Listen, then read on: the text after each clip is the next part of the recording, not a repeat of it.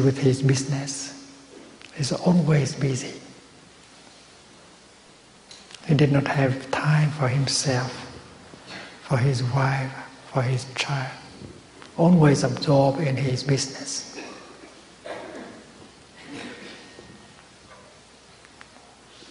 There are times when he was home, but he's not exactly home. His body is there, but his mind is somewhere.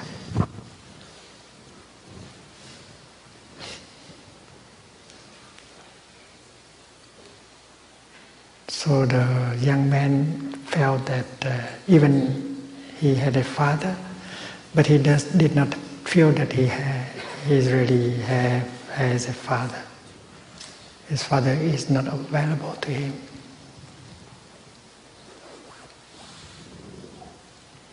Sometimes our body is there, but our mind is not there. And that happens to many of us. You feel lonely because he is not truly there, although his body is there.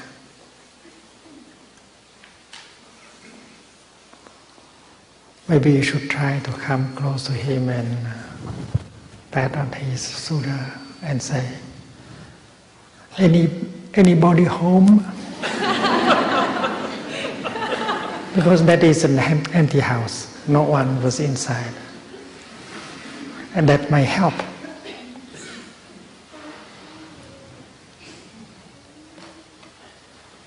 So his father, there was time when his father was home, but he's not really home. And the child and the young man felt very lonely. But that morning he suddenly found the answer. He said, "Daddy, what I want is you." Yes, when you love someone, the best thing you can offer him or her is your presence. You have to be there for him, for her. And to be there, your mind and your body should be together. And there is a way to bring the mind home to the body. Many ways. And in the tradition of Buddhist practice, there is the way of breathing in mindfully, or making a step mindfully. You need only one in-breath, or one step, in order to bring your mind home to your body, and become fully present in the here and the now.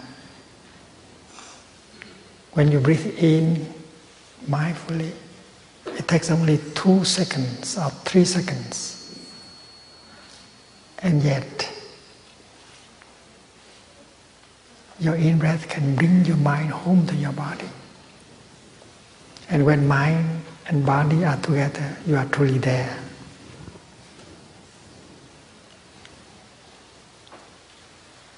And when you are truly there, you have something to offer to your beloved one.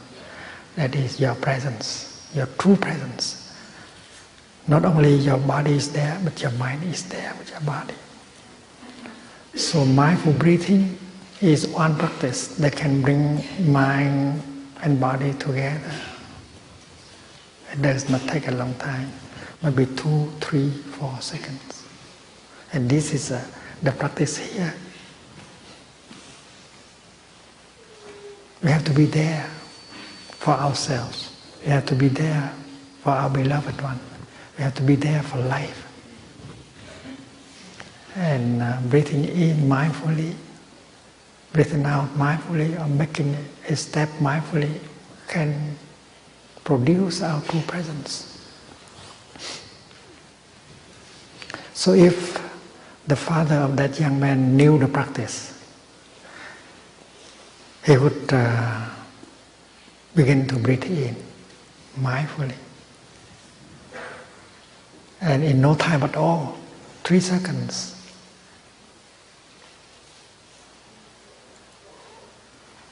he can bring his mind home to his body and be fully present in the here and the now. It's easy. It does not take much time. And when he is truly there, he can look into the eyes of his son and say, darling, you know something? I am here for you. And that's the best kind of gift that a lover can offer to his or her beloved one. That is a practice of true love in the Buddhist tradition. I like to ask you all, how can you love if you are not there? To love means to be there. And to be there is a practice. If you know how to practice mindful breathing, you can be there in just a few seconds. If you know how to be there, you can practice walking mindfully, and one step is enough for you to be truly there.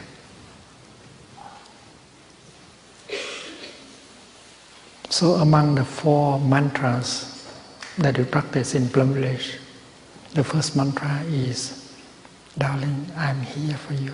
I offer you my presence.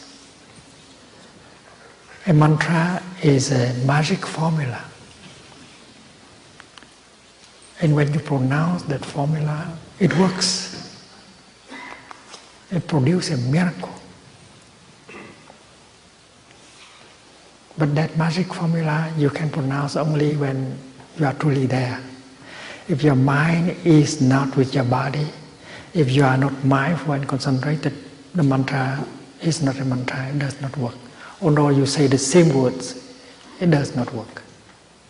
So a mantra is a short formula that you pronounce when your mind and your body are together. You are mindful and concentrated. And if you are mindful and concentrated, the mantra always works. That is why before uttering the mantra, before pronouncing the mantra, we have to practice in order to be truly there, body and mind united. You breathe in, you breathe out. You feel that you are truly here. You are free from thinking about the past or the future. You are not caught either by your projects or your worries. You are free. You are truly there. And you are in a state of being capable to pronounce the mantra. And you go and look into the eyes of the other person, your beloved one, and you pronounce the mantra, darling, I am here for you. That is the first mantra. And it works. It makes you happy, and it makes him or her happy right away. I guarantee. If you are mindful, concentrated, and the mantra will work and bring happiness right to you and to the other person. And you don't have to practice it in Sanskrit or Tibetan or Chinese. You can practice it in English. And what is more wonderful is that even if the other person is not there physically, you can practice also. You use your mobile telephone. You breathe in mindfully, breathe out mindfully, and compose the number. And when you hear his voice in the office or at home, you pronounce mantra, darling, I'm here for you, do you know? That make him, her happy and you happy. And you can even send an email that can carry the mantra. And this mantra we can practice several times a day. We nourish ourselves, we nourish the person we love by the practice of this mantra. Remember, my definition of love is simple. To love means to be there. for yourself and for him or for her.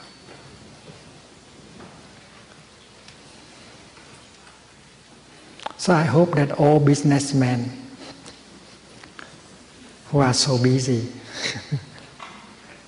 have an opportunity to learn the mantra, and they could make their son, their daughter, their wife, their husband happy.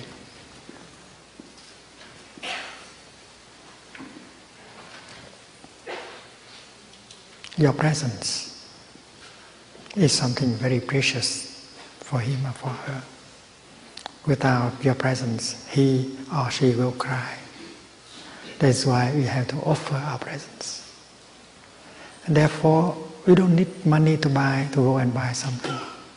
No. The most precious gift you can give him or her is your presence. And you can make your presence more pleasant, sweeter.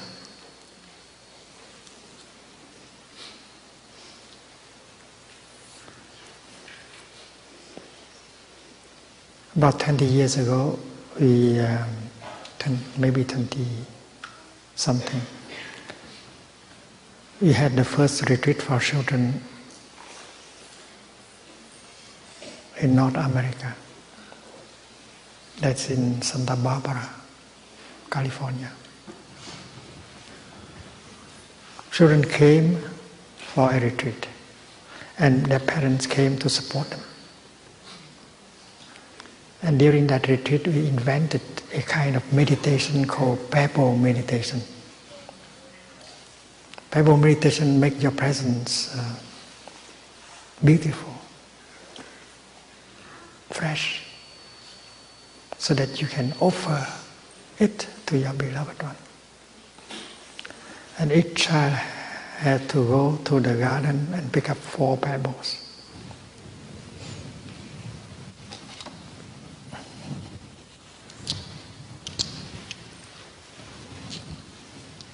And wash them.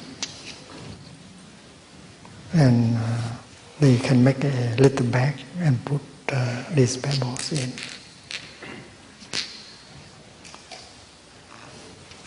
Although the meditation was designed for children, but adults, they love it. Many of them practice pebble meditation. So the children sit in a circle, 5, 6 or 7, and one of them played the role of bell master. By the way, in order to be a bell master, like a brother Fapo, he came from Sweden, a Swedish monk.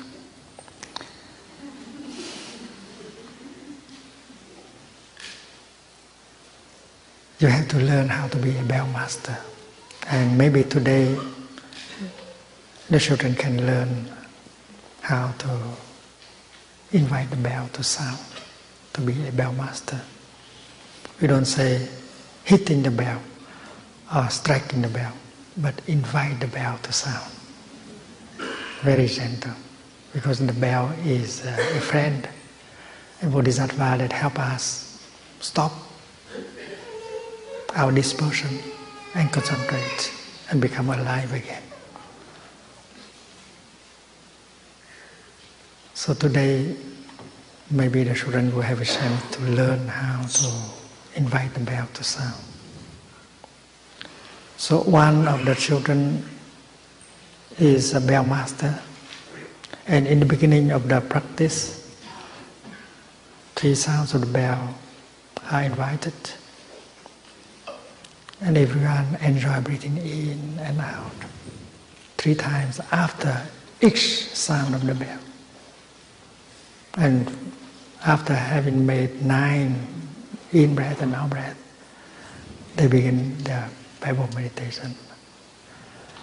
They took the pebble out,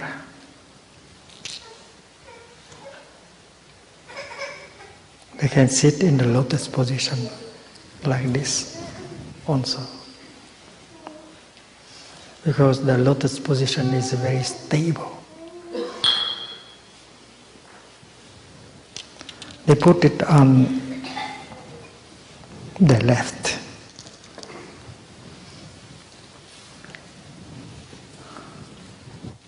And then with the right hand, they pick up the first pebble. And they bring up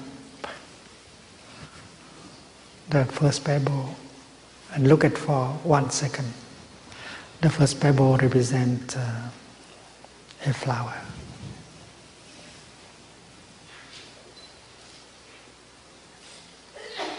And after having recognized the first pebble as representing a flower, the child put that on the palm of his left hand and put it on the right hand and begin to practice breathing in. I see myself as a flower.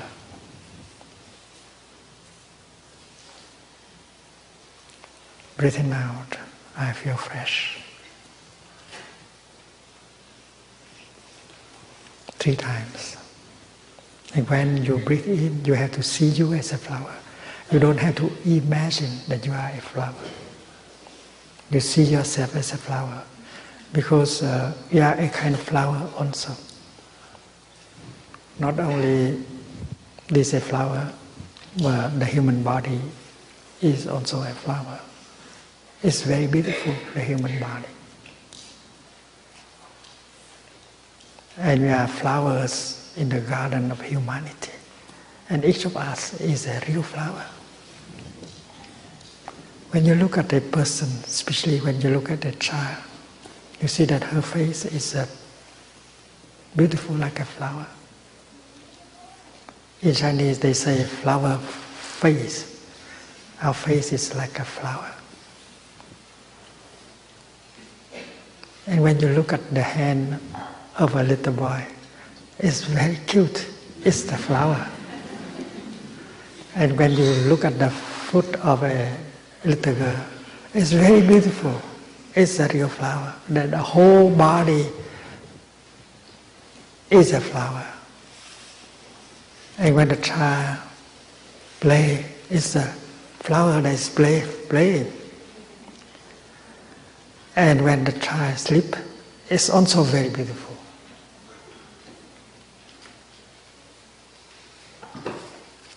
So you have to recognize the fact that humans are also a kind of flower. We are born as flowers, but some of us do not know how to preserve our flowerness.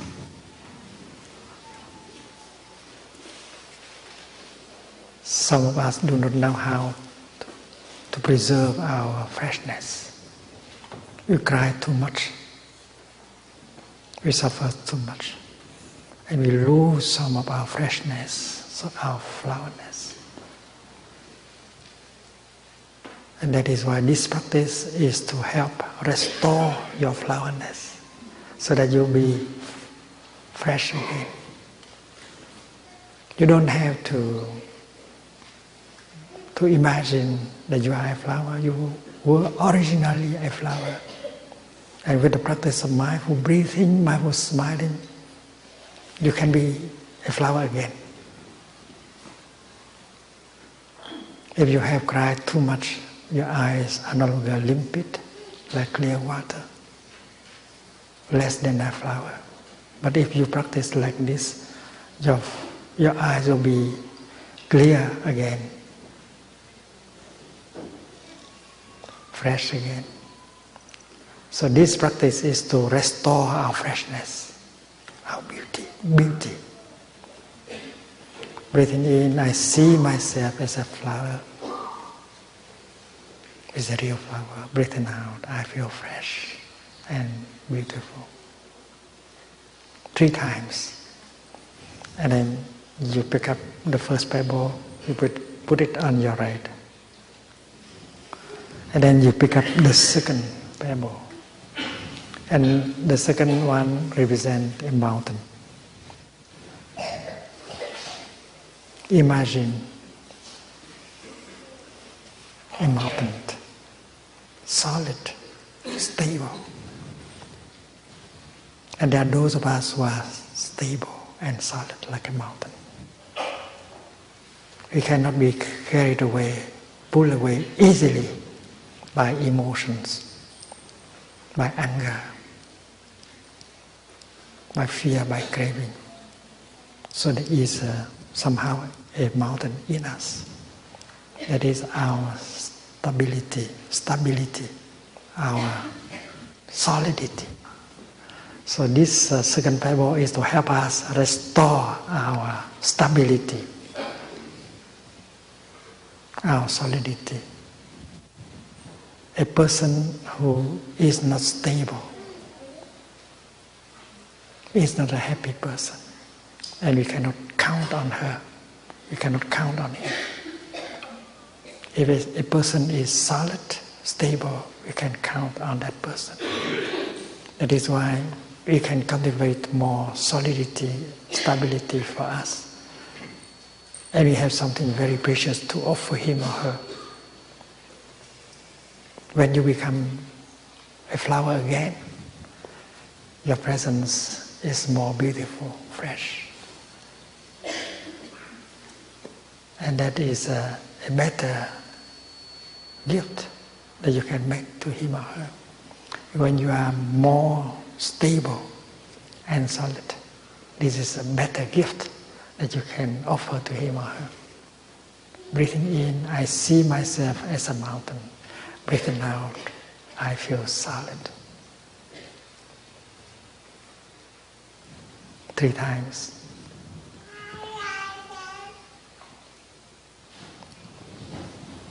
And then the third parable representing still water, calm, peace. There is time when the water is so still that it reflects exactly the sky, the blue sky, the cloud, the trees, the mountains. And you can aim your camera and take a picture of the sky. You aim the camera at the water. When you are calm, when you are peaceful, you see things very clearly. You do not distort reality. If you are calm, you are clear. And anger and fear will not arise. And that is why the third parable is to help us restore our peace, our calm. As still water, it reflects things as they truly are, not distorting them. And that is why cultivating peace, cultivating tranquility, make our presence more valuable, so that we can offer it to our beloved one. That's true love. Breathing in, I see myself as still water. Breathing out, I reflect things as they truly are. A peaceful person is a happy person. And that is why all of us have to cultivate more peace, more calm, with the practice of mindful breathing, mindful sitting, mindful walking. 3 times, breathing in, I see myself as still water. Breathing out, I reflect things as they are, water or reflecting.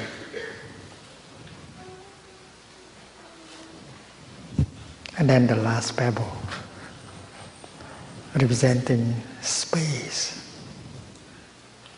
Breathing in, I see myself as space. Breathing out, I feel free. A person who does not have space in her heart, a person full of anger, fear, projects, worries, cannot be a happy person.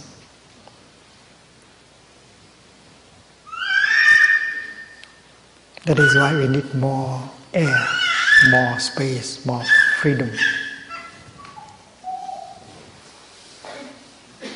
If you love someone, you may like to offer him or her more space. That is the most precious gift. offer space is possible. But you have to offer space to yourself first, before you can offer it to your beloved one. If your heart is full of worries, projects, fear, there is no any space left for you to enjoy. And there is not much that you can offer to him or to her. Look at the moon sailing across the sky. The moon is beautiful because around her a lot of space.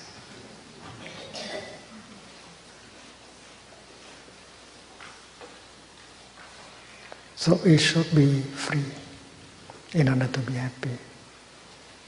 And stepping into freedom is possible.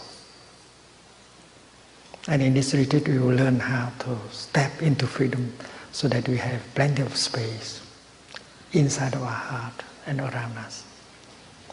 A person who is not free cannot be a happy person. And she does not have much to offer to her beloved one. Breathing in, I see myself as space. Breathing out, I feel free.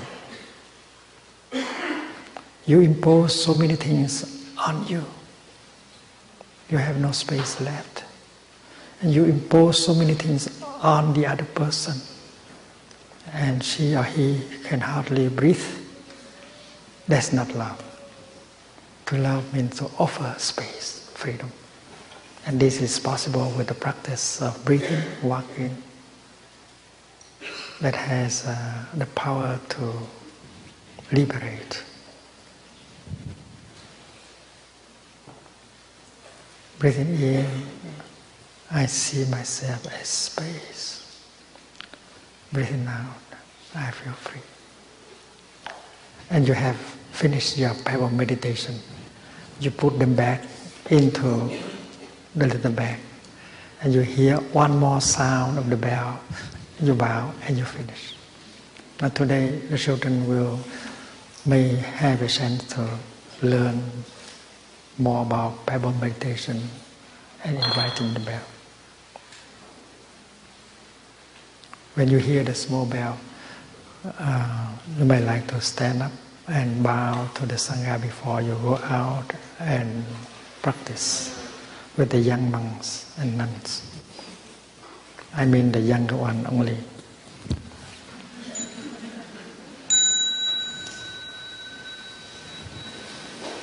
Stand up, turn around to the Sangha.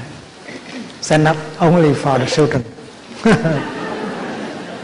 The children turn around and look. Have a good day.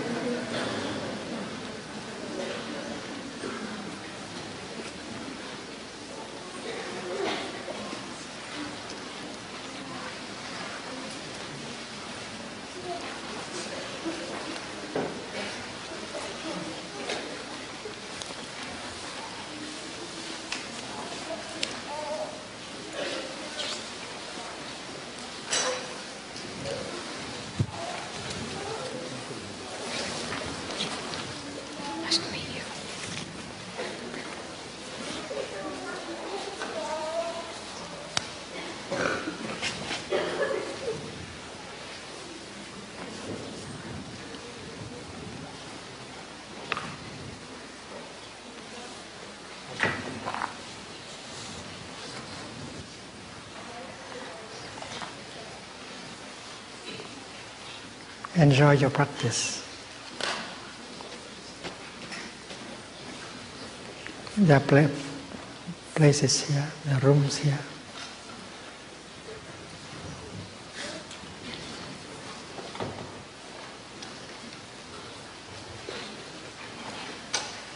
There are dozens of seats here.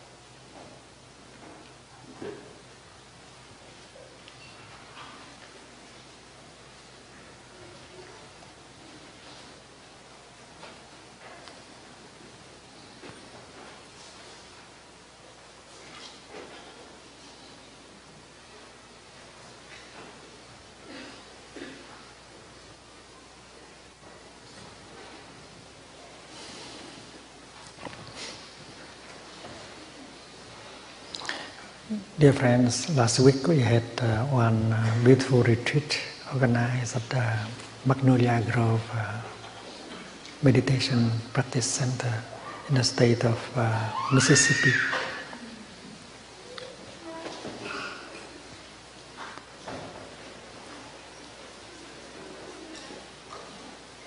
There was about 900 people attending. There was one architect, and after the retreat he had the idea to build a high stupa, pagoda, 16 floors, representing the 16 exercises of mindful breathing. He was so impressed by the teaching of the Buddha about the practice of mindful breathing, the 16 exercises. He wanted to build something high, and each floor represents one exercise. And he wanted to do it.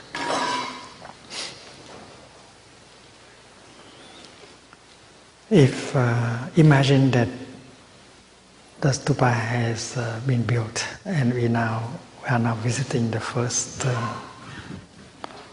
the floor. The first exercise is breathing in. I know I am breathing in. Breathing out. I know I am breathing out. And that exercise is to be aware of our in-breath and our out-breath. That's the first exercise. It sounds very simple.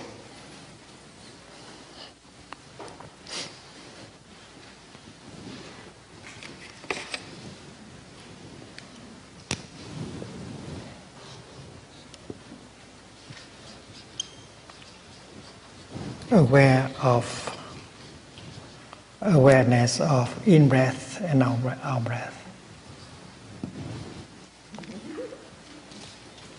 By the way, there is a filmmaker in Vietnam who also wants to make a film about 16 exercises on mindful breathing. They came to Plum Village, and I gave them a discourse in Vietnamese about the practice of 16 exercises. And I said that you have to practice during the time you make the film, otherwise the film will have no value.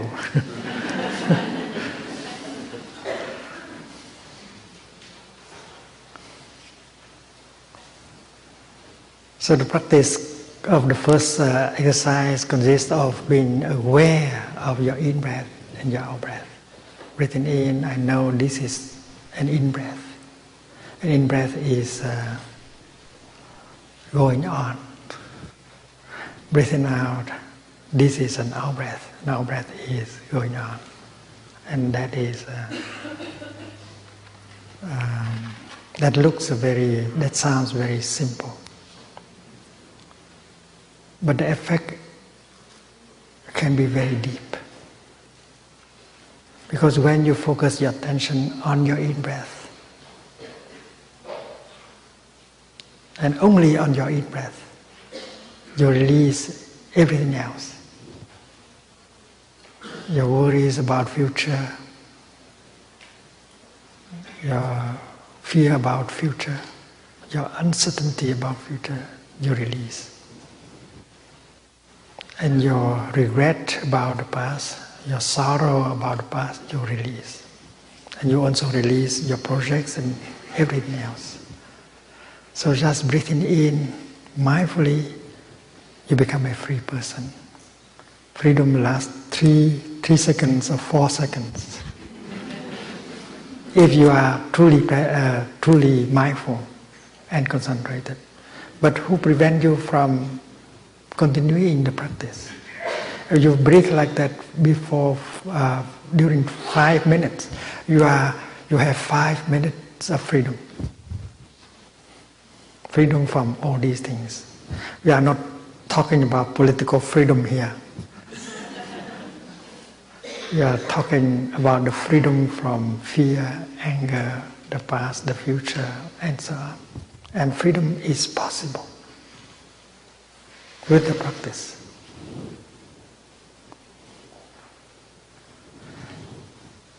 And when we first hear of the first exercise, we have the impression that this is a very, very simple, so easy. But if we continue to practice, we will notice that it is a very deep practice, and the result we get from it is very, very, very great.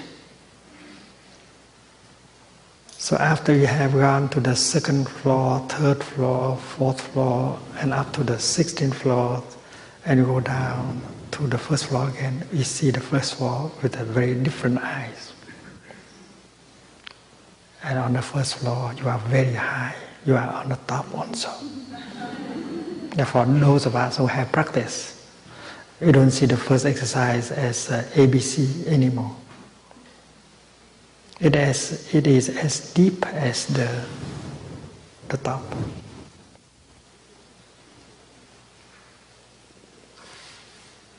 Because you have gone through all the other 15.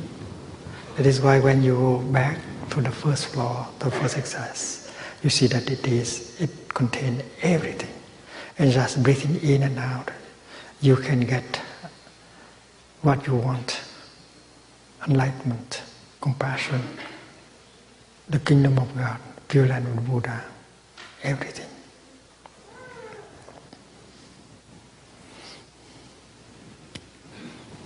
The second exercise of mindful breathing is to follow, to be with your in-breath and out-breath all the way through. Suppose our in-breath lasts 4 seconds. Our in-breath is represented by this marker. 4 seconds, it begins here and end here. And suppose this finger is our mind. So breathing in, I follow my in-breath. I am with my in-breath all the way through. Breathing out, I am with my in-breath, out-breath all the way through. It means there is no interruption at all during the process of breathing in and breathing out, even for 1 millisecond.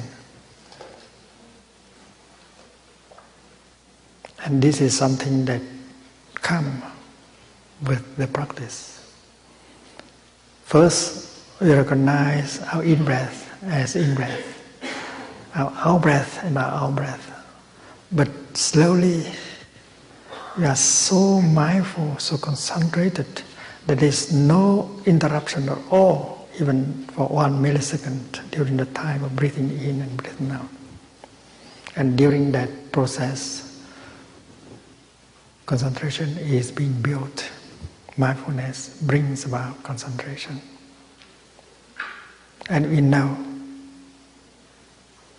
with the experience of the practice, mindfulness and concentration always bring insight. And it may not need a lot of time in order to get the insight. It can come right away when mindfulness and concentration are powerful enough.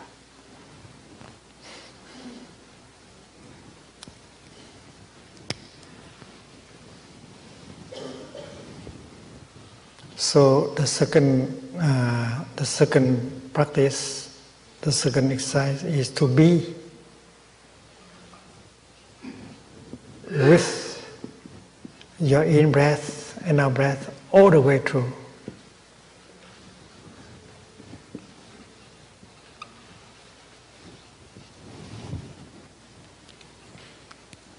And with that, the pleasure of breathing in and out increases.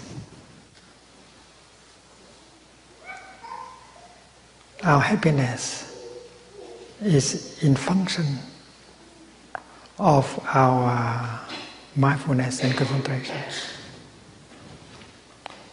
Suppose you are standing with a group of people and contemplating a beautiful sunrise.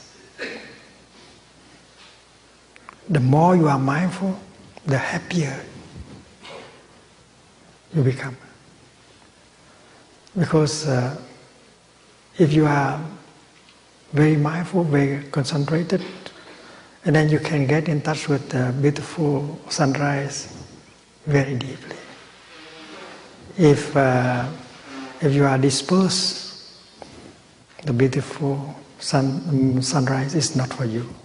Although you are standing with another group of people, although the sunrise is in front of you, but you don't enjoy. So mindfulness and concentration help us to get in touch and to enjoy deeply what is there in the here and the now.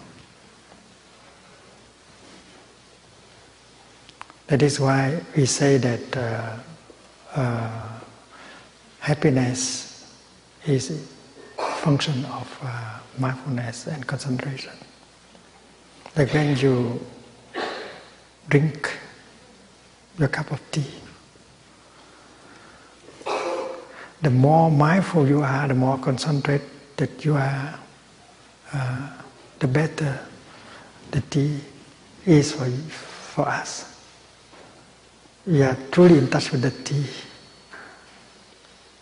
and we appreciate the quality of the tea. And that is why mindfulness is a source of happiness. Mindfulness is a source of joy. Because mindfulness brings us home to the here and the now, and where we can get in touch with many wonders of life that are in us and around us. And getting in touch with these wonders that are refreshing and healing, we make happiness and joy available right in the here and the now. You don't need to run into the future in order to look for happiness.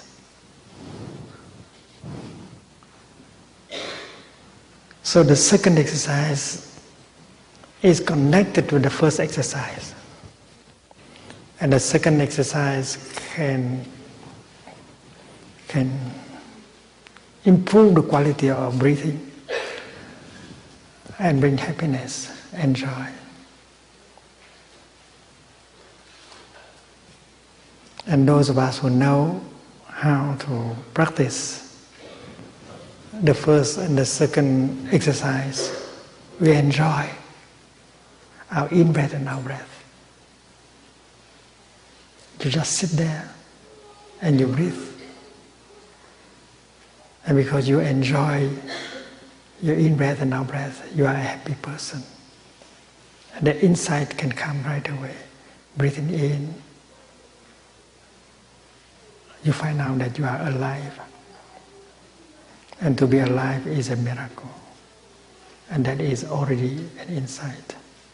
Because many people who breathe in and out, who go around, but they don't know that they are alive. They are like people who carry their body, their dead body on their shoulder and circulate around. They do not know that they are alive. So breathing in mindfully is a kind of resurrection. We feel alive. And we celebrate the fact that we are alive.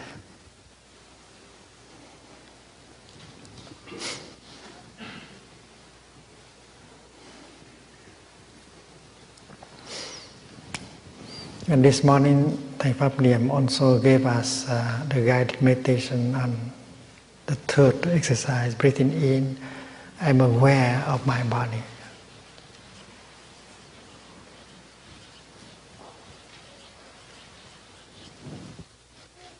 The first is to be aware of our breath. And riding on our in-breath, we go home to our body. Our breath belongs to the realm of the body. And riding on our in-breath, we come home to our body. Breathing in, I'm aware of my body. And this is to bring the mind home to the body. Many of us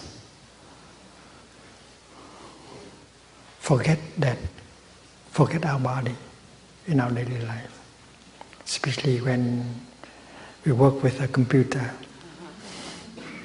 We don't feel the existence of our body anymore. We live in a virtual world, not real. And we may think that it's more important than the real world. We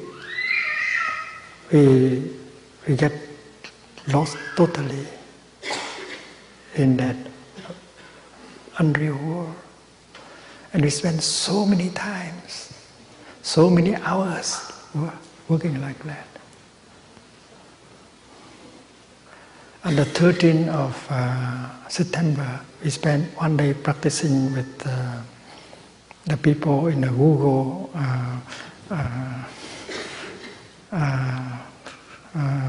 headquarters.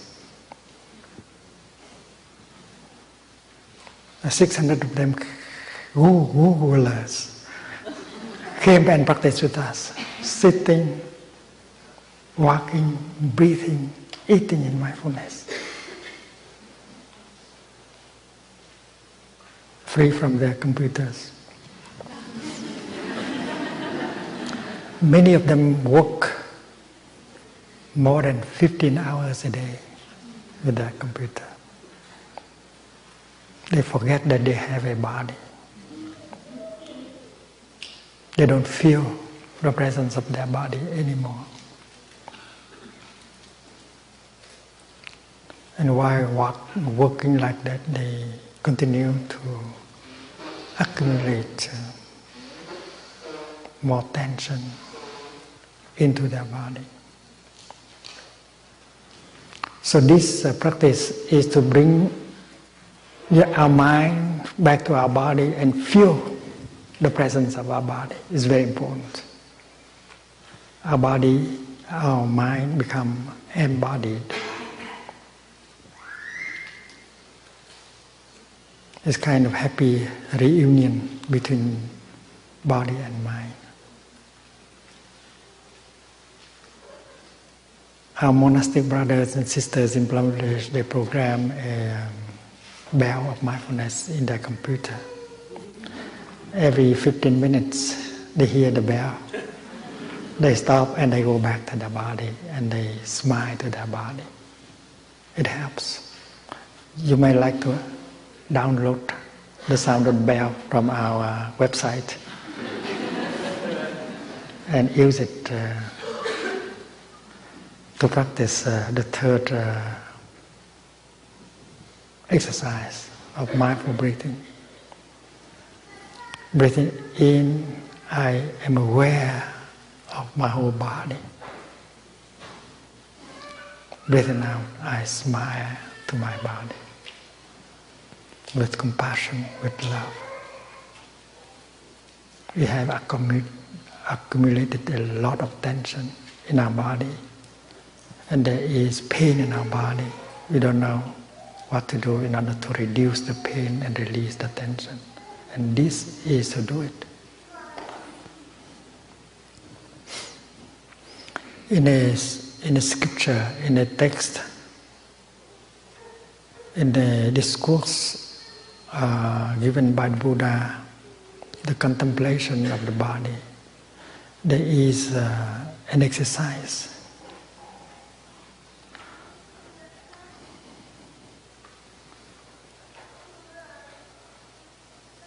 And the Buddha said, suppose a farmer goes up to the cellar and brings down a bag of seeds. And he opened one end of the bag and allowed all the seeds in the bag to flow on the floor. And with eyes still in good condition, he recognized different kinds of seeds. This is kidney beans, this is mung beans, This is a seed of corn and so on. So the practitioner does the same thing.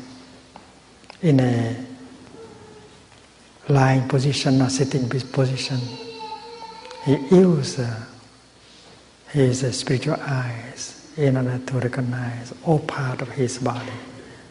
He goes from the top of his head down to his feet. And he recognizes every part of the body. Breathing in, I'm aware of my eyes. Breathing out, I smile to my eyes. Breathing in, I'm aware of my brain. Breathing out, I smile to my brain. And you continue like this. That exercise is recommended by the Buddha. It is like scanning the body. Scanning the body not with X-ray, but the ray of mindfulness. And you may like to stay longer with one part of your body.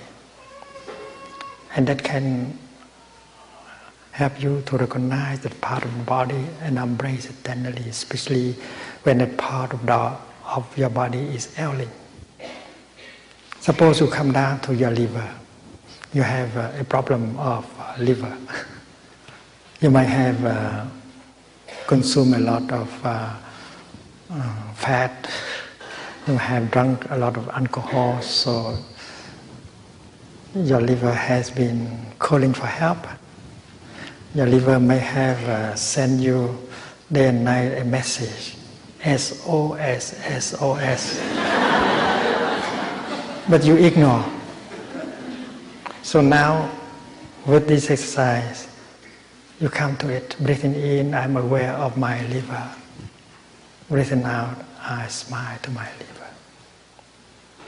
So with the energy of mindfulness generated by the practice of mindful breathing, you recognize your liver and you embrace it tenderly with compassion. And some insight may come that your liver suffers and you have to change the way of eating or consuming and so on. And that is the meditation of compassion already directed to your own body. If you don't love your body, if you don't take care of your body, how can you love and take care of someone else?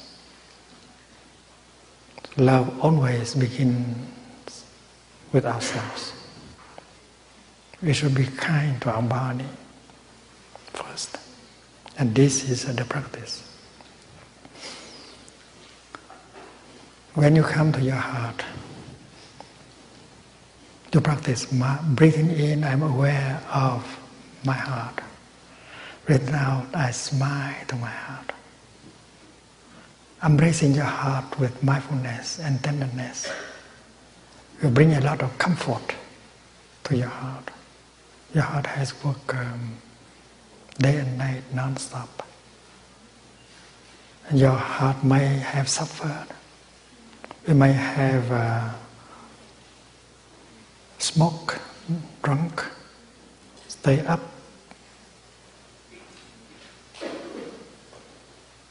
late in the night. And that's not friendly acts to our heart. And once we come to our heart, recognizing its presence and embrace it tenderly, the insight might come. And you want to preserve that vital organ of our body. And you might decide to stop smoking or drinking. And that is the insight that can come right away when you practice getting in touch with your heart.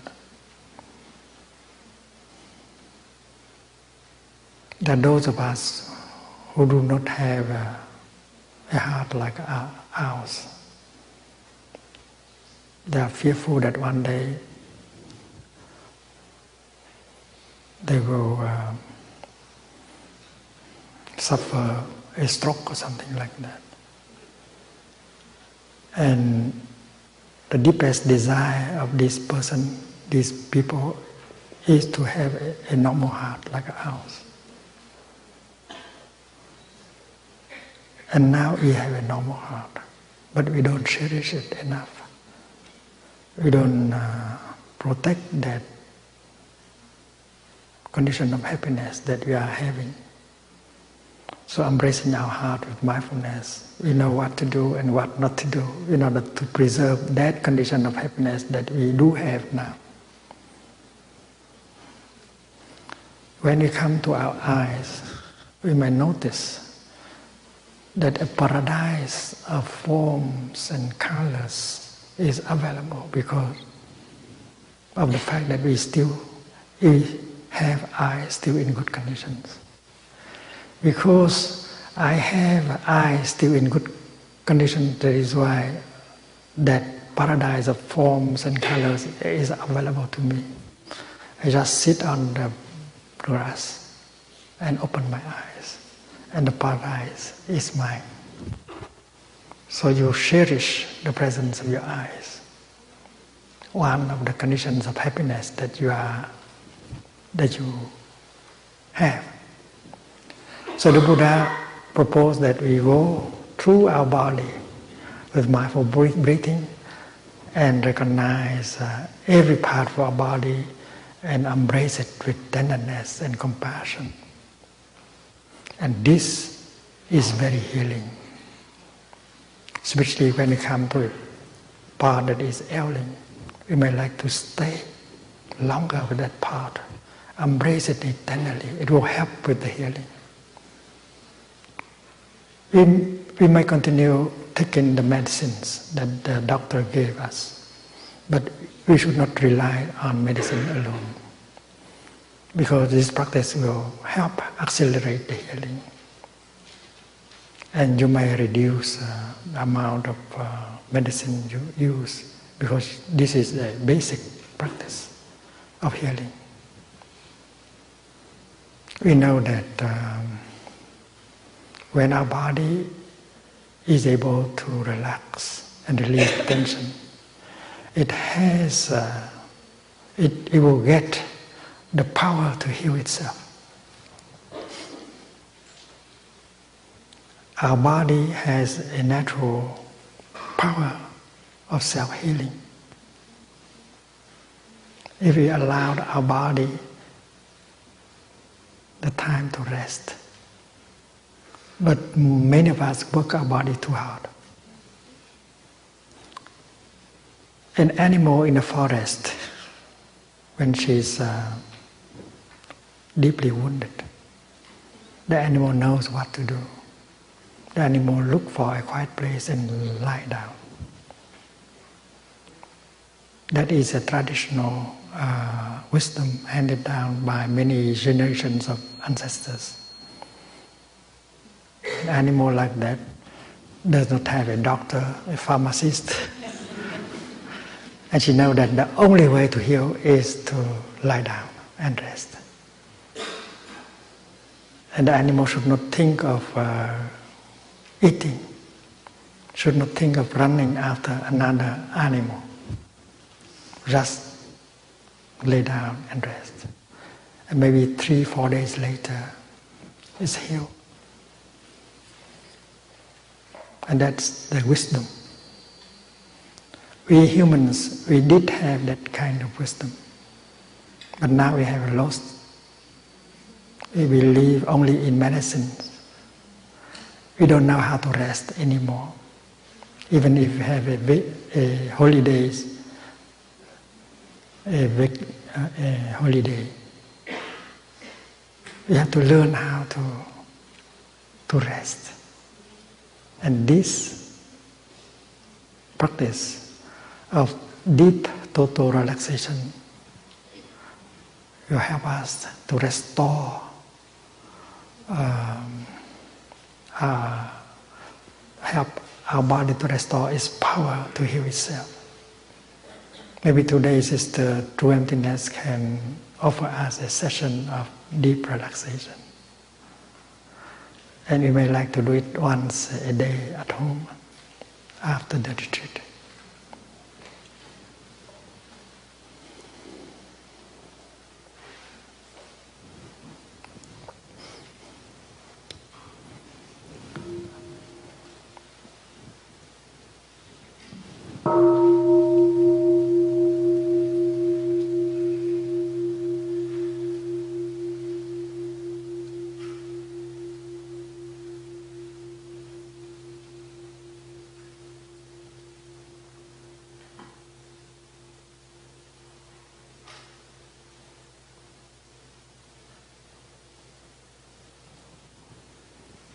And the fourth exercise is to release the tension in the body. Breathing in, I'm aware of the tension in my body. Breathing out, I allow my body to release the tension.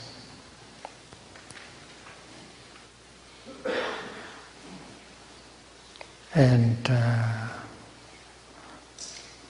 we can do that, practice that, a session of total relaxation in the family.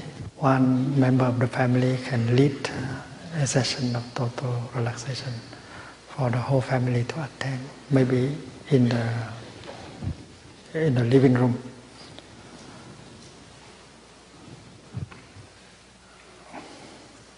In the beginning, we might use a recorded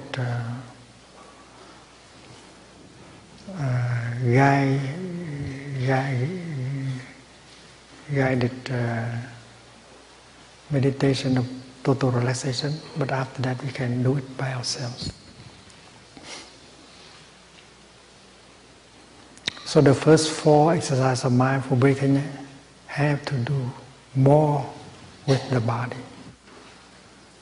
But we know that the mind and the feelings are already there in the body. With the 5th, we generate a feeling of joy. And the 6th, we generate a feeling of happiness.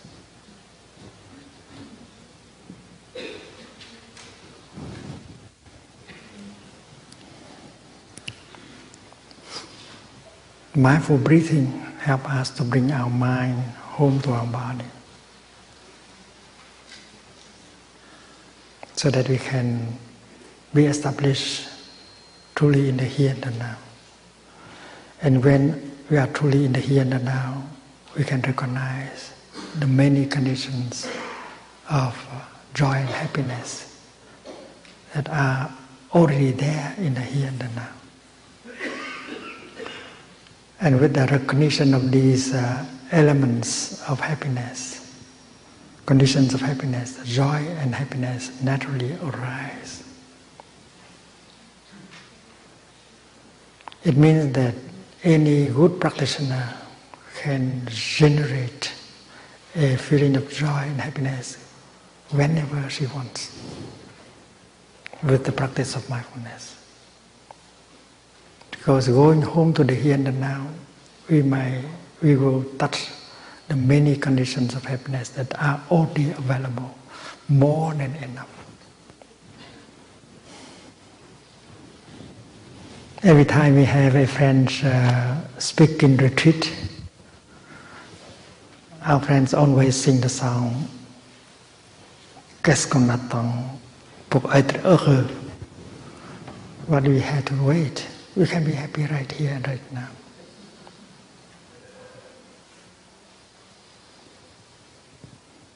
If we sit down and try to write down the conditions of happiness that we already have, one page is not enough, 2 pages are not enough, 3 pages are not enough. There's so many. More than we need in order to be happy right in the here and the now. We are very lucky, much luckier than many people. And yet we feel that happiness is not possible now. We have to run into the future and seek for more conditions of happiness. And that has become a habit.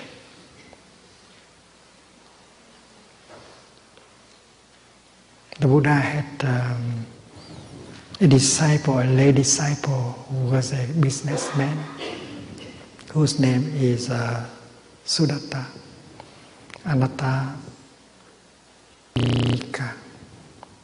It's him who offered the Buddha a beautiful park so that the Buddha can make it a practice center for his monks in the city of Sravasti.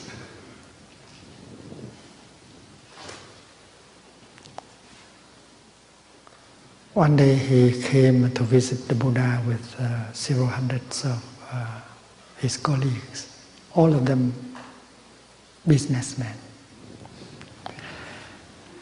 And the Buddha knew that businessmen, they think a little bit too much about the future, their success. That is why that day he gave a discourse where he teaches, he taught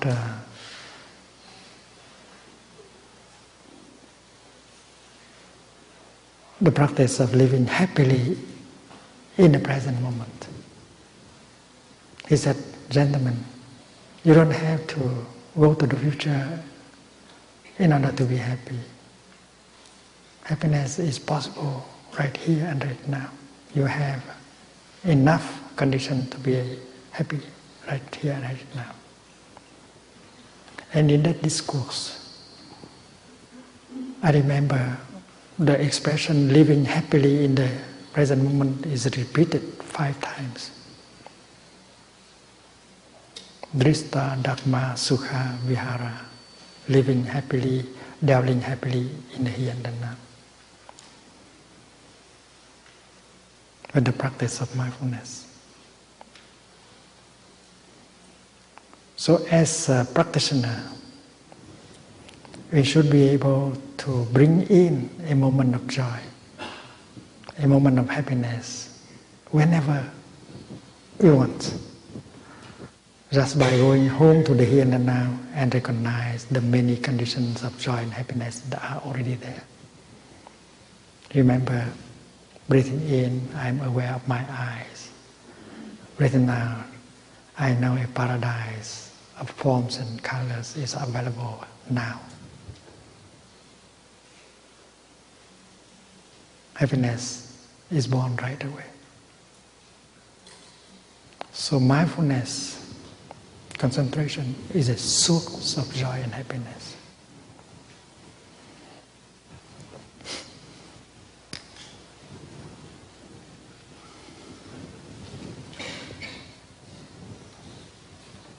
Mindfulness.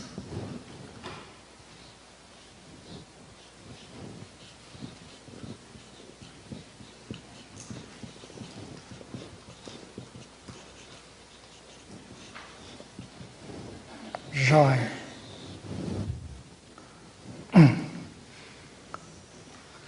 Cái này là ngược rồi đó.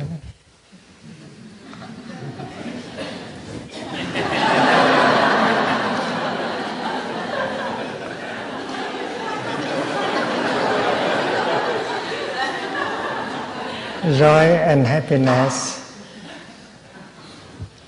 born from mindfulness. This is the secret of the practice, generating joy and happiness with the practice of mindfulness. Mindfulness is a source of joy and happiness.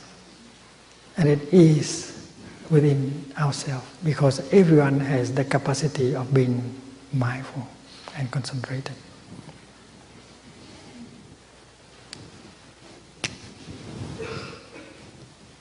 And concentration is also a source of joy and happiness.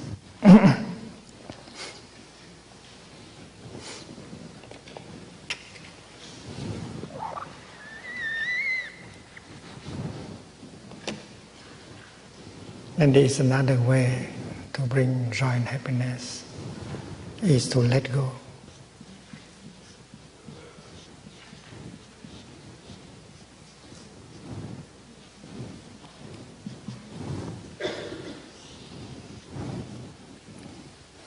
Usually we think that to be happy, you have to get more. But the opposite may be true. To give up, to let go.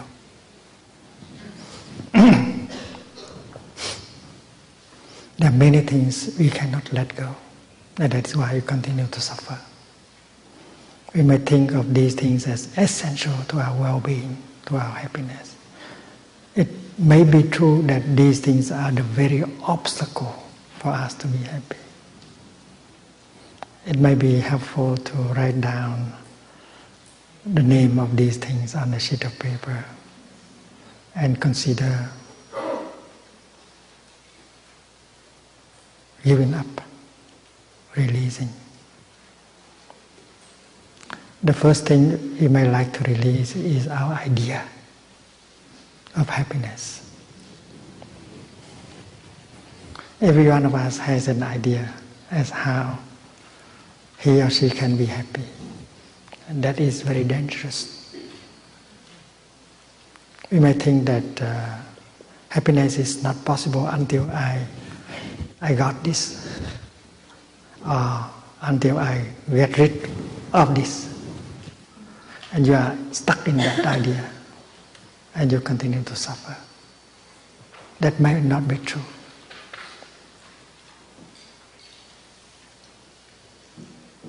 Remember, the Soviet Union was caught in the idea that only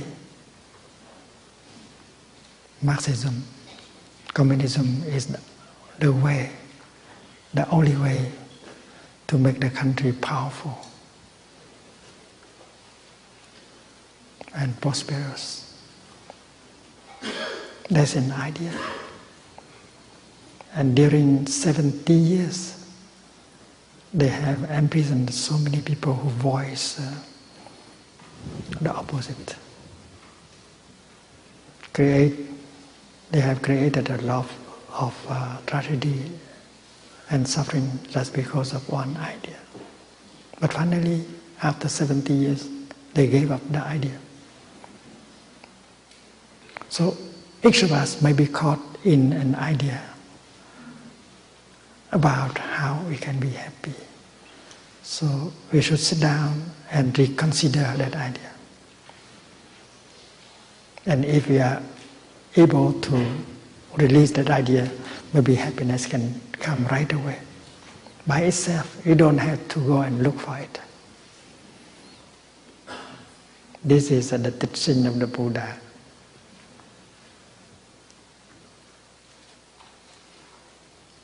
There are many things we cannot get rid of because we think we don't have the courage. And that is why we continue to drag on the path of suffering. We need some courage in order to let go. Suppose you live in a polluted city. You suffer day and night because of the noise, the dust, the smell.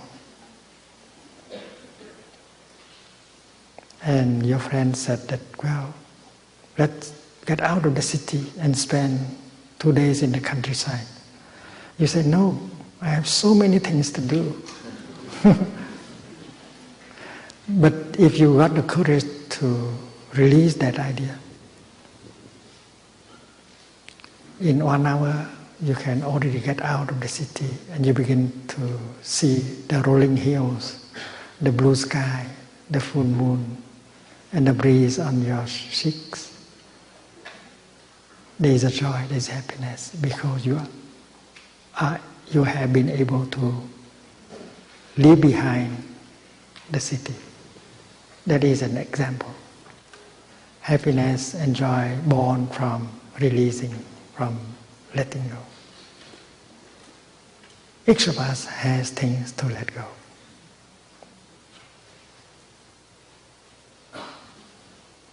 On my path of practice, I have let go many things.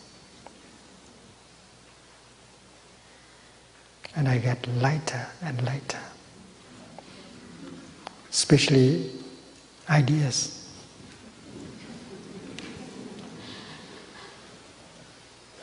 So I wish that my friends would do the same.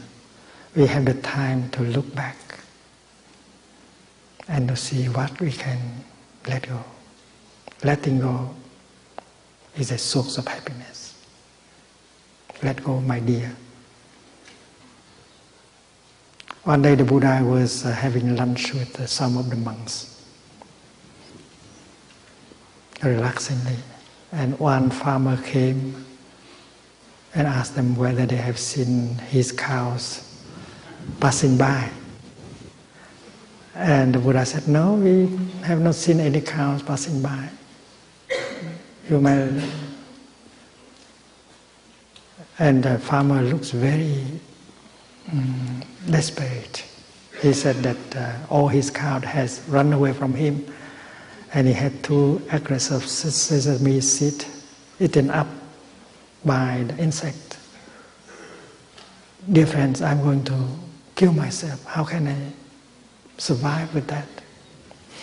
The Buddha said, dear friends, we have not seen your cows going by here. You may like to look for them in the either opposite direction. And when the farmer is gone, the Buddha turned around and looked at his monks and smiled. He said, my dear friends, you are very lucky. You don't have any cows to lose.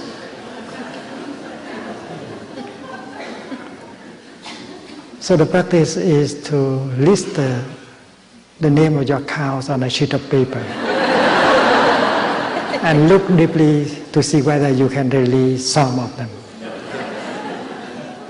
The more you release, the happier you become.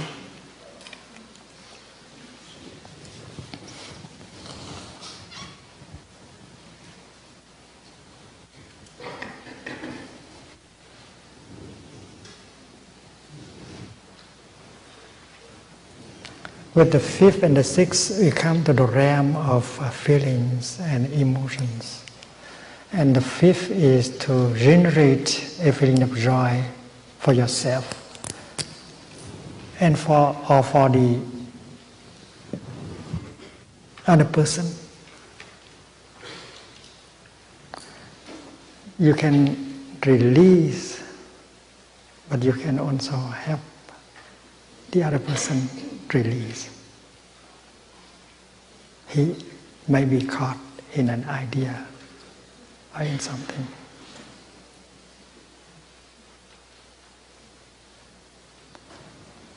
And you can help him or her to release that.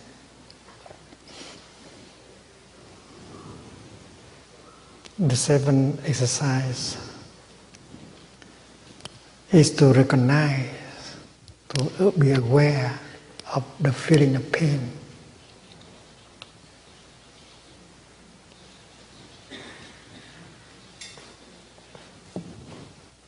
A painful feeling. When it manifests, we as a good practitioner, we should be able to be there and recognize. Simple recognition of the painful feeling.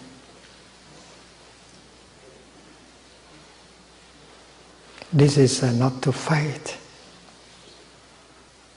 against it, not to try to cover up the painful feeling. Just practice breathing mindfully or walking mindfully and recognize it. Breathing in, I know there is a painful feeling in me or a painful emotion in me. And we should not exaggerate.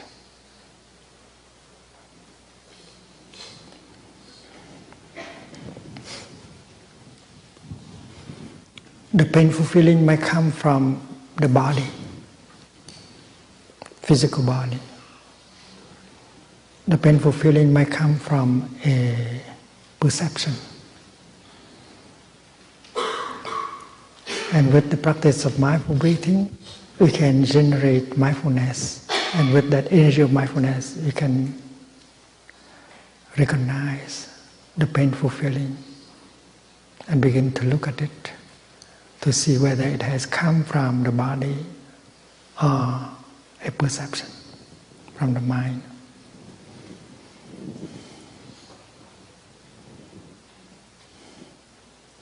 In fact, first of all, we may not know what is the root of that pain It may be a kind of pain that has been transmitted to us by our ancestors. That is why sometimes we ask the question, why I have got this kind of pain in my life? I have not done anything.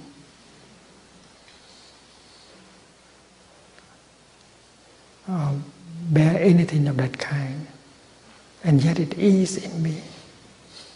So it may be something that has been transmitted from many generations of ancestors. And with the practice of looking deeply, we may be able to find the root.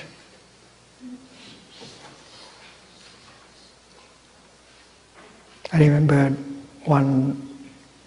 that time I went to India and tried to be in touch with the untouchable community.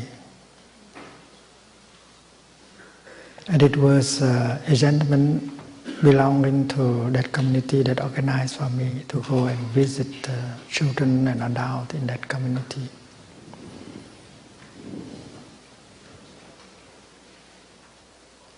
We were traveling by train and buses. And I was sitting on a bus with him. I sit close to the window and he sat on my right. I was contemplating the beauty landscape outside.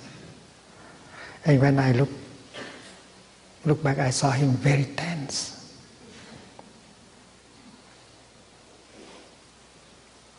I said, dear friend, why are you so tense? I know that you try to make my visit pleasant, to make me happy, but I am very happy. There's no reason why you have to worry anymore. Just sit back and relax and enjoy the beauty outside. He said, okay.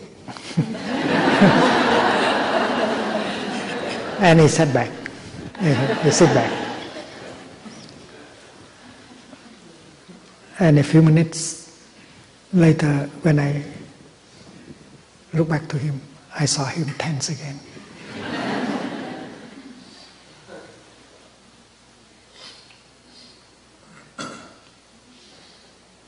And I noticed that this kind of tension and suffering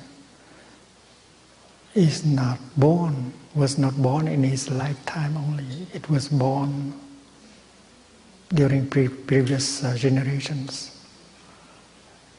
The ancestors have suffered during many generations of discrimination.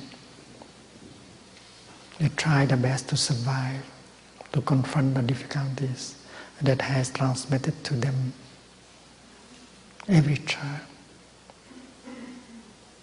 It takes strong practice in order to transform that long habit transmitted by ancestors. Whether it is suffering or discrimination. You don't want to suffer, you don't want to discriminate, and yet the seed is in you because it has been transmitted to you by ancestors. But the first step of practice is to just recognize the painful feeling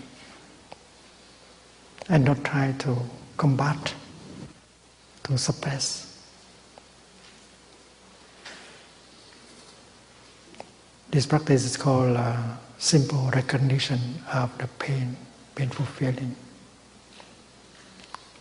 And do not exaggerate. Breathing in, I know there is pain in me. Breathing out, I will do my best to take care of the pain. And that is the practice of the seventh exercise. The Buddha gave the image of a person who is struck by an arrow.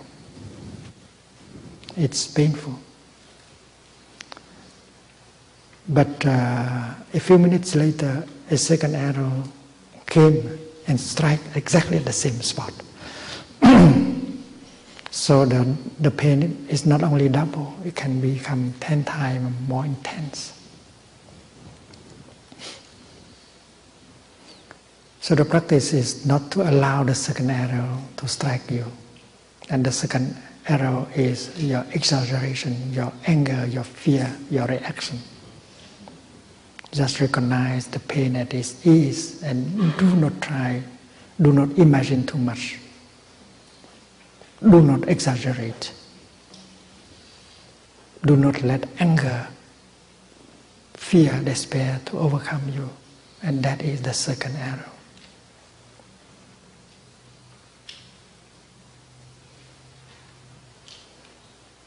By recognizing it by yourself, or maybe with the help of a doctor or of friends in the Dharma, let's try to recognize it as it is and not exaggerate.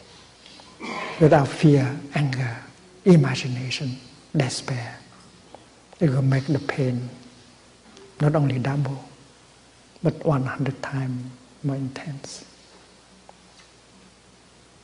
There was a man who was diagnosed with cancer of the throat. And the doctor gave him 3 months to live. But he died only after 3 weeks. And in the autopsy, they found out that there's no cancer in the throat. There's a little bit of cancer somewhere else in the body, but not enough to kill him. He died because of the second arrow. Despair, anger, fear, imagination. So at least we can practice that. We have to recognize the pain that it is, and do not let despair, anger, fear, imagination to overwhelm us.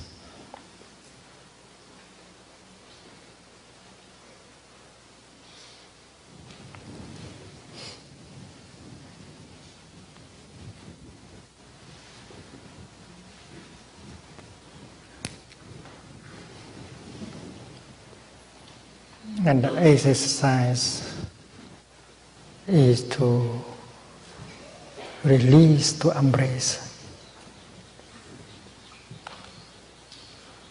the feeling, the painful feeling,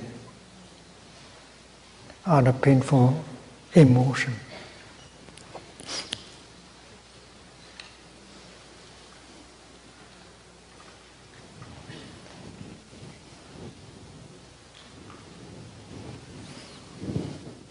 There is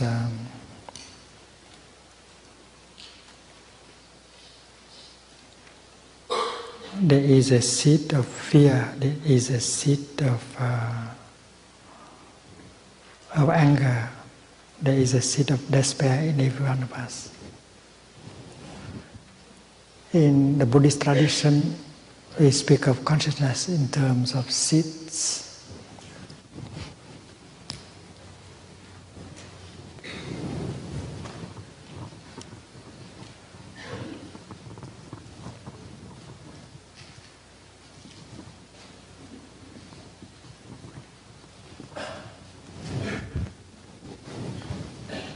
That's Sanskrit Buddhist bija.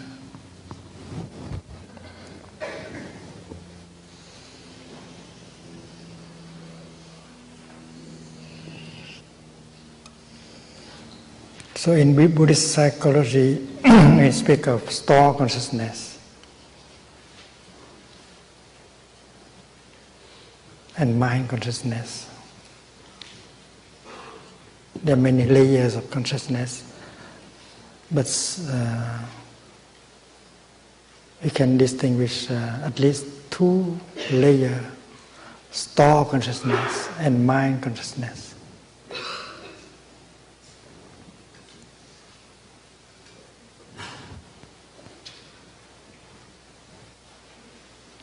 store consciousness has the duty to receive informations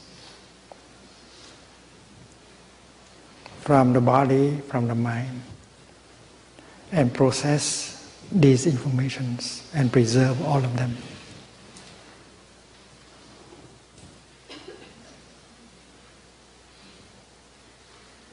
And the content of store consciousness is seed.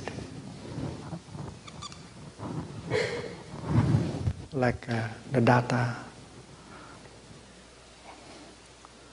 If in nuclear physics they speak of matter as being made by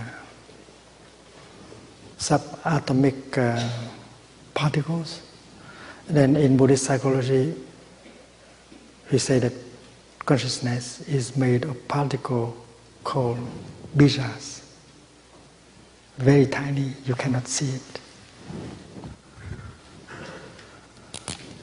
And they're all here, down here. And store consciousness has the power to preserve all of them. We have a seed of mindfulness. And if we are a good practitioner, the seed of mindfulness grows every day. And when we need the energy of mindfulness, we have it right away and powerful. We also have a seed of anger here.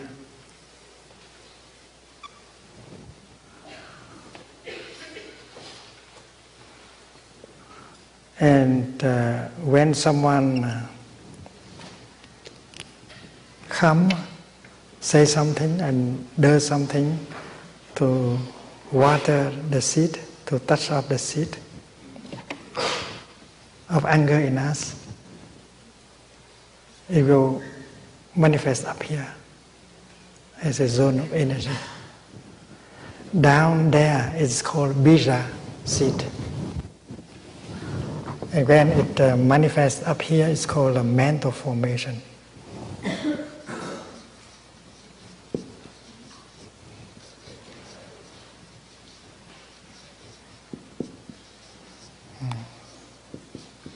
Citta samskara.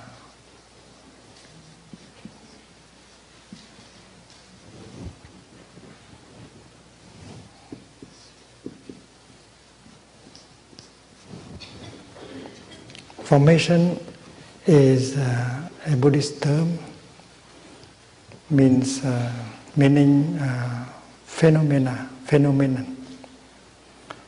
This flower is a formation. This bell is a formation. This sheet of paper is a formation. Many conditions have come together and help this manifest. Composite things. If we analyze a flower, we will see the sunshine, the cloud, the soil, and so on. So this is a composite thing. It is a formation. It is a physical formation. My hand is a physiological formation. My anger is a mental formation.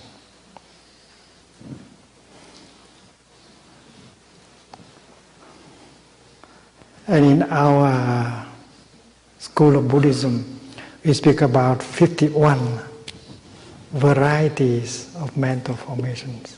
And anger is one of them. Mindfulness is another one.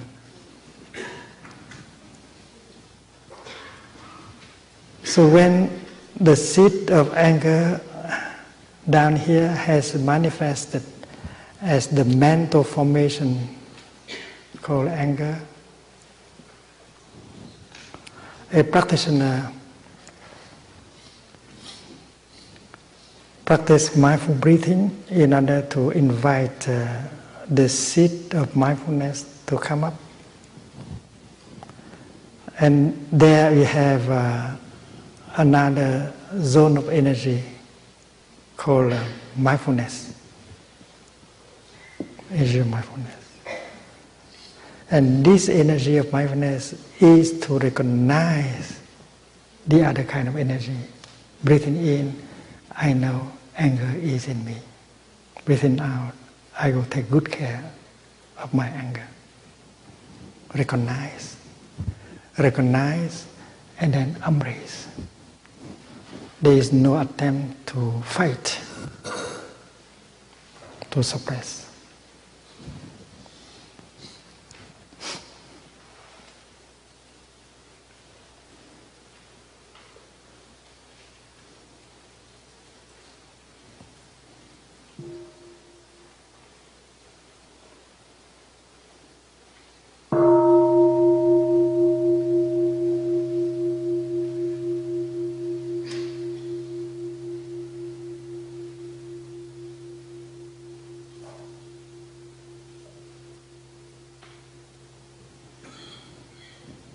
There is no enemy here.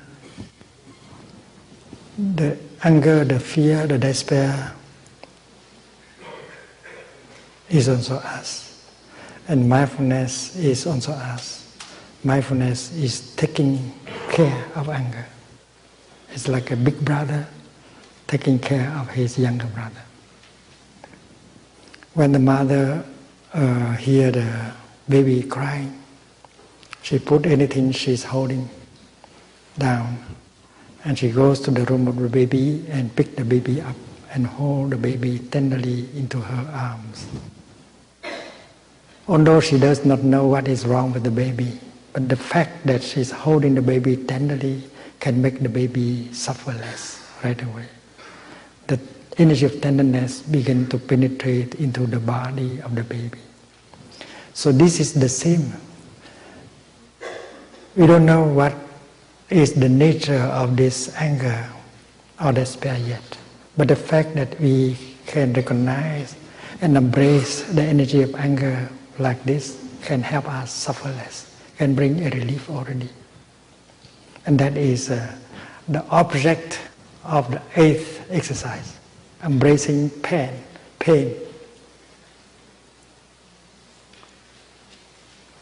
And of course, there are other exercises that help us to go further in order to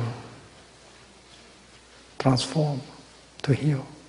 But here this exercise is just to recognize and to hold.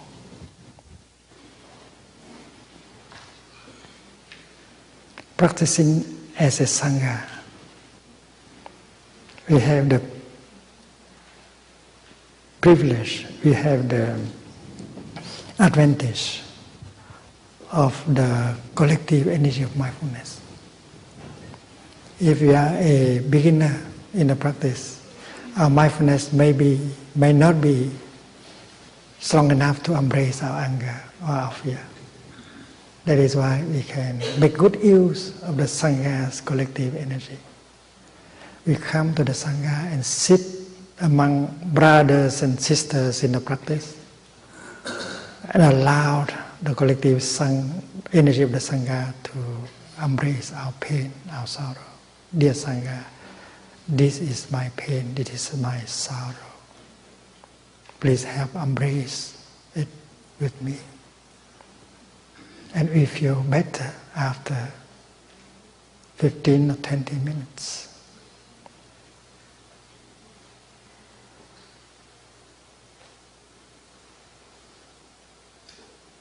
When everyone practice breathing in and out mindfully,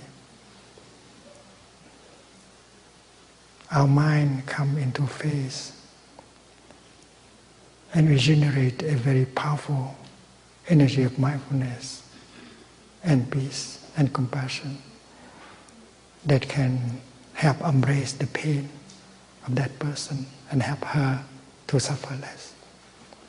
And that is why practicing with Sangha is very important.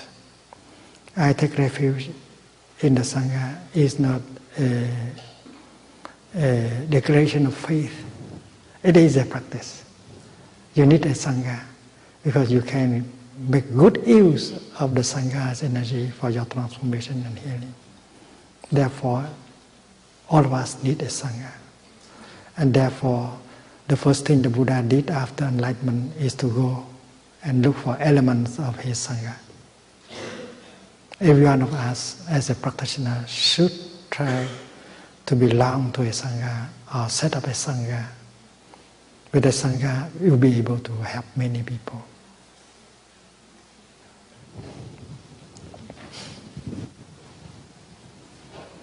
The practice most of us do is to run away from suffering. We don't want the pain, the sorrow, the despair to come up here. That is why we practice consuming in order to occupy the space of the mind. This is like the living room, this is like the basement. And we want to lock our fear, our anger down there. We don't want them to come up. That's our practice. We know that if they come up, we will suffer. That's why we try to suppress. We have that kind of loneliness, emptiness, worries, fear, anger, despair in us. And every time they try to emerge, we feel the landscape of the mind not beautiful. That is why we try to set up a kind of barrier here in order to prevent them from going up. We turn on the television to occupy the living room. Or we pick up a magazine to read, or we play the music, or we telephone and talk, or we may go and get something to eat. We are not hungry, but we need to eat because we want to forget, to cover up. So this is a very common practice of people in our society, consuming in order to forget, to run away from the suffering inside. And the supermarket provides us with everything in order for us to cover up all the suffering inside. And if we do not know how to practice, these blocks of pain continue to grow. And they try to push hard in order to come up. And we try to push hard to prevent them. And therefore, we create a state of bad circulation in our consciousness.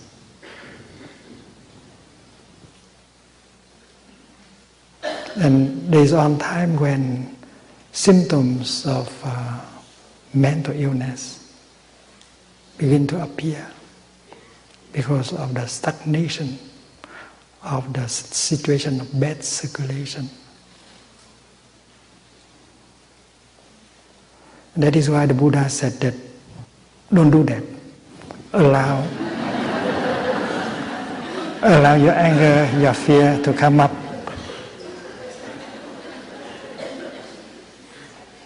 If you are a practitioner, you should not be afraid because you know how to generate the energy of mindfulness in order to recognize and embrace. You might invite them to come up. My anger, if you come up, I will take good care of you. So if we are capable of generating mindfulness and concentration, we are ready for them to come up and we will embrace them. It's like giving our anger, our fear, our afflictions a mindfulness bath. Yeah. And after having embraced it for some time, it will go down there again and losing some of its strength. It's like, and the 8th exercise can already do that. When you know how to embrace tenderly your pain, your anger, your fear, you make it a little bit weaker. And after some time, you go down to the original place here. And you have confidence. Next time when it comes, I just do that. You are no longer afraid. So by doing so, you restore a state of a situation of good circulation in your consciousness. And you heal. The symptoms of mental illness will disappear. Just because you are able to restore circulation in your psyche.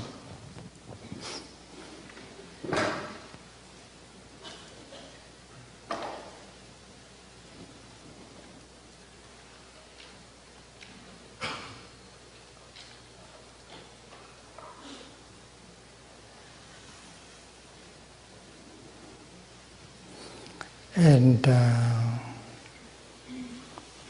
with the 9 exercise,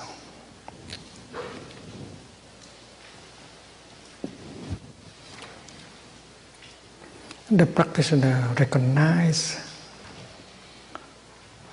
every mental formation when they manifest, whether they are negative or positive or neutral.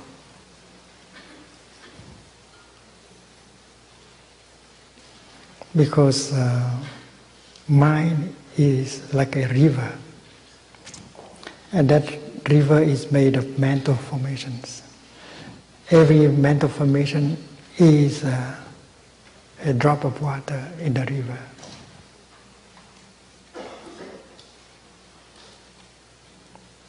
And a good practitioner should be able to recognize any mental formation that just manifests. And we are able to call it by its true name.